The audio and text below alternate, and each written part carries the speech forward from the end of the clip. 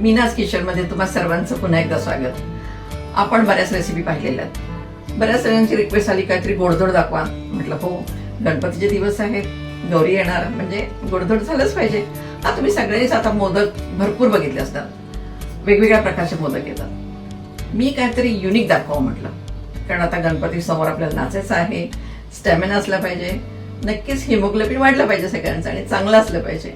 म्हणून हेल्दी प्रकारचे हिमोग्लोबिन ज्याच्यामुळे वाढेल अशा प्रकारचं सारण घालून तुम्हाला मोदक दाखवते. तुम्हाला आश्चर्य वाटेल, याच्यामुळे मोदक एवढे टेस्टी होतात, विश्वास नाही वाटणार. पण माझी गॅरंटी आहे, खूप चांगले, खूप चवदार आणि अतिशय हेल्दी मोदक होतात. त्याच्यामुळे सारण दाखवते काय आहे ते. पॅन आपण गरम करायला ठेवलं होतं आणि त्यात टाकूया 2 चमचे तूप.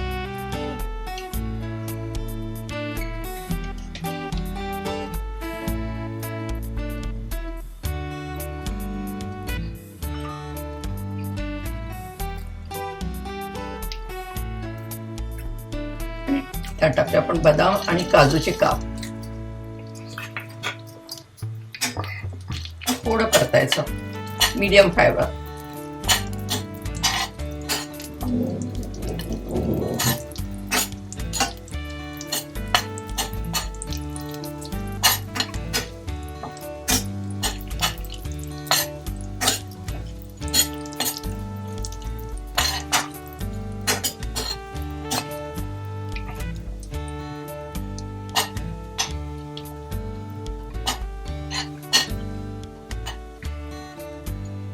हे थोडे परतले गेलेत आणि आश्चर्य वाटण्यासारखं याच्यात आपण घालतोय किसलेलं बीट.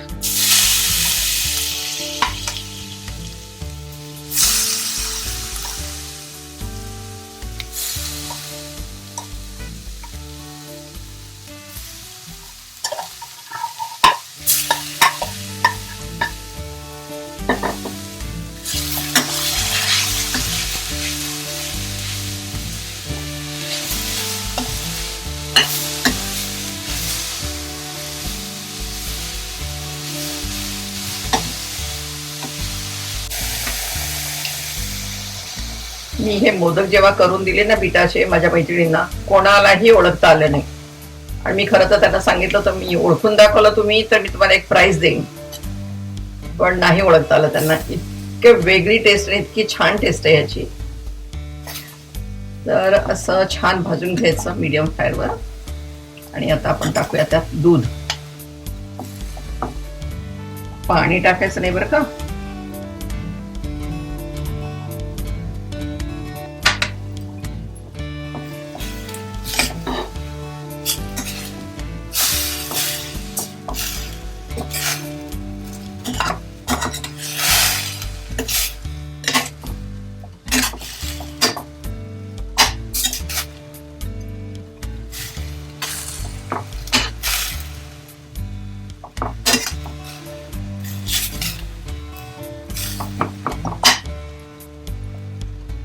आणि आपण एक 15 मिनिटं 10 मिनिटं आपण झाकून ठेवूया. त्याच्या अगोदर आपण टाकतो गूळ. हे जेवढं बीट घेतलं होतं त्याच्या अर्ध आपण नेहमी गुळाची पावडर घ्यायची किंवा किसलेला गुळ घ्यायचा. माझं हे 2 वाटी बीट झालं होतं किसून, की मी 1 वाटी गूळ टाकलेला आहे याच्यात.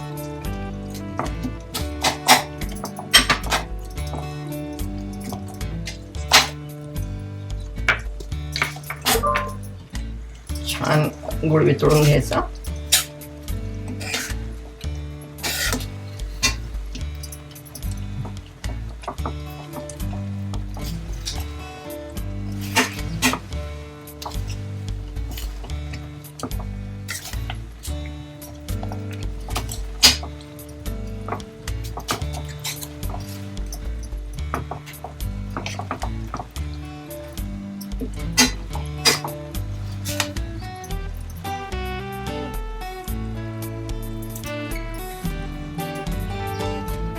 आणि आता एक 5-7 मिनिटं आपण त्याला शिजवून घेऊया चांगलं.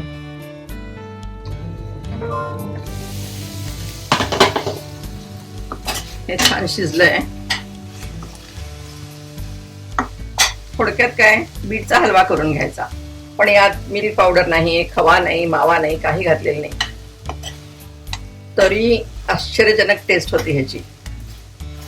आणि हे आता आपण काढून घेऊया, थंड करायला ठेवूया.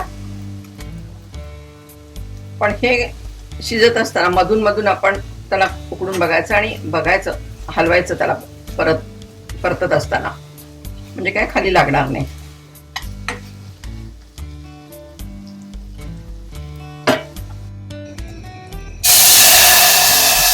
मी 1 वाटी तांदळाचं पीठ घेतलेलं आहे, त्यामुळं 1 वाटी पाणी घेतलेलं आहे. जेवढी पिठी घेतो ना मोदकाची, तेवढंच पाणी घ्यायचं आणि उकळायला ठेवायचं. त्यात चिमूटभर मीठ, किंचित मीठ टाकायचं.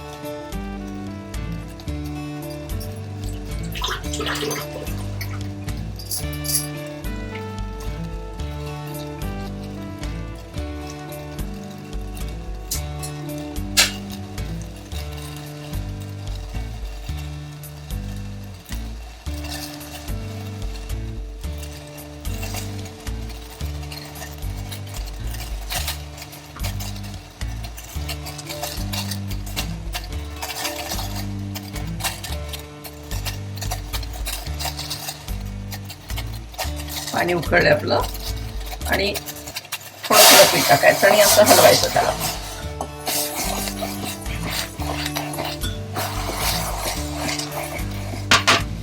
गॅस बंद करायचा.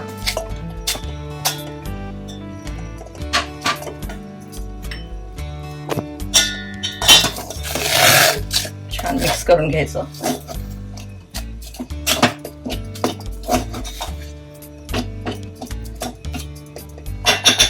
आणि मोदकासाठी तुम्ही बासमती तांदूळ किंवा इंद्रायणीचीच वापरा, छान अगदी सुगंधी मोदक होतात.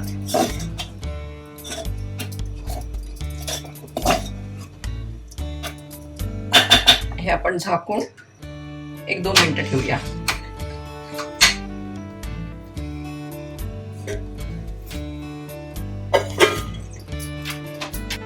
ही मोदकासाठी आपण उकड तयार करून घेतली होती आणि ही गरम असतानाच अशी वाटी किंवा तुमच्याकडे मॅशर असेल त्यांनी असं छानपैकी त्याला मळून घ्यायचं. आणि जरा मग थोडंसं कोमट झालं की मग हाताने त्याला मळायचं छानपैकी. हे असं अगदी स्मूथ. आणि झालंय हे कसं बघायचं, एक गोळा करायचा.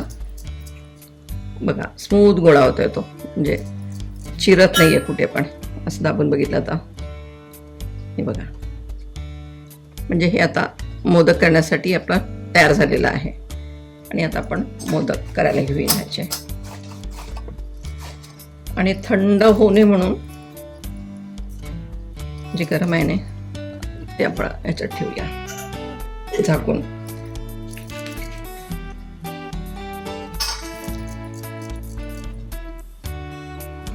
छोटस गोळा घेऊन पिटीच घ्यायची त्याला.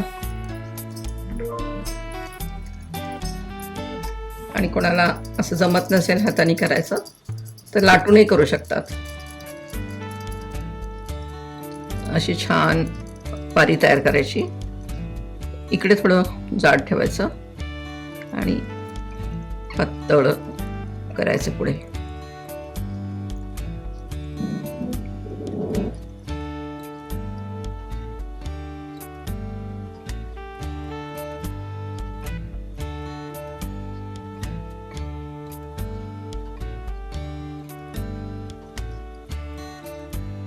बघा अशी छान झालेली आहे आता आणि पातळ पण झालेली. हे बघा थिकनेस. अच्छा मग कडा वाटले आपल्याला जाड आहे तर पातळ करायच्या. मग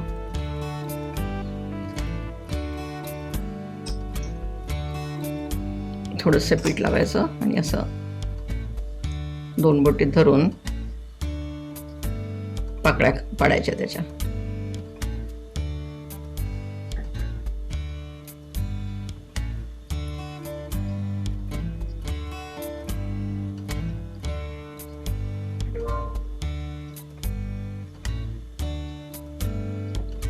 मी छोटेच मोदक करते, म्हणजे काय खायला बरे पडतात. आता सारण भरायचं.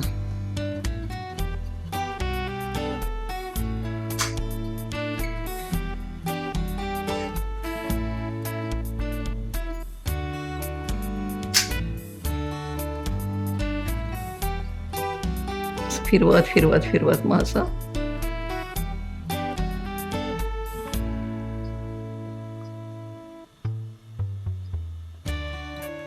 हे बंद करायचं मग शेवटचं. आणि जास्त टोक असेल तर काढून टाकायचं वरचं पीठ जरा, म्हणजे काय खाताना असं गिजगिजीत लागत नाही मग. असं मी याला तूप लावून घेतलेलं आहे. ही हळदीची पानं आहेत, त्याचा एक छान सुगंध येतो.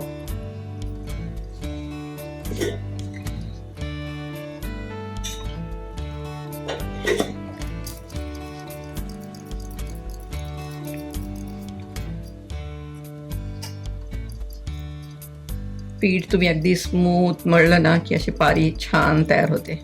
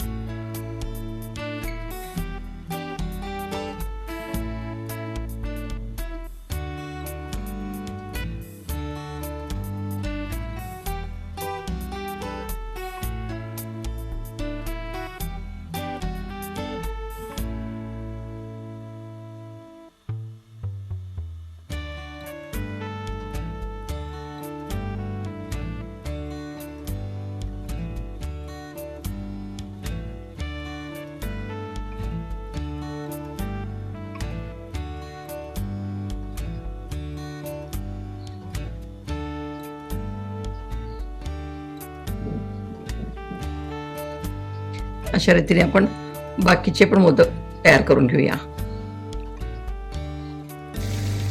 पाणी उकळलेलं आहे आणि असं चाळणीमध्ये माझे नैवेद्याचे 11 मोदक झालेले आहेत आणि ते आपण असे वाफायला ठेवूया.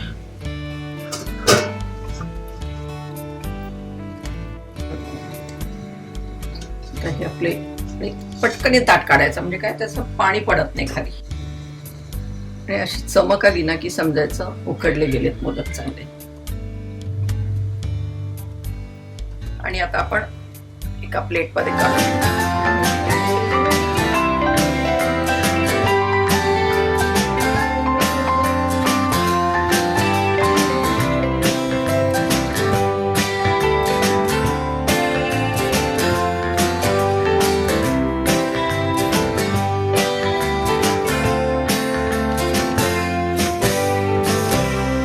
चटकन पटकन अतिशय चवदार असे हे बीटरूट घालून केलेले मोदक तयार झालेले आहेत. आता हे बघून तर तुम्हाला टेस्ट करणार नाही, त्यासाठी तुम्हाला करून बघावं लागेल. फक्त हे बघत बसू नका. लाईक करा, शेअर करा, कमेंट्स करा आणि हो, बेल आयकॉन दाबायला विसरायचं नाही. माझं मीनाज किचन हे YouTube चॅनल.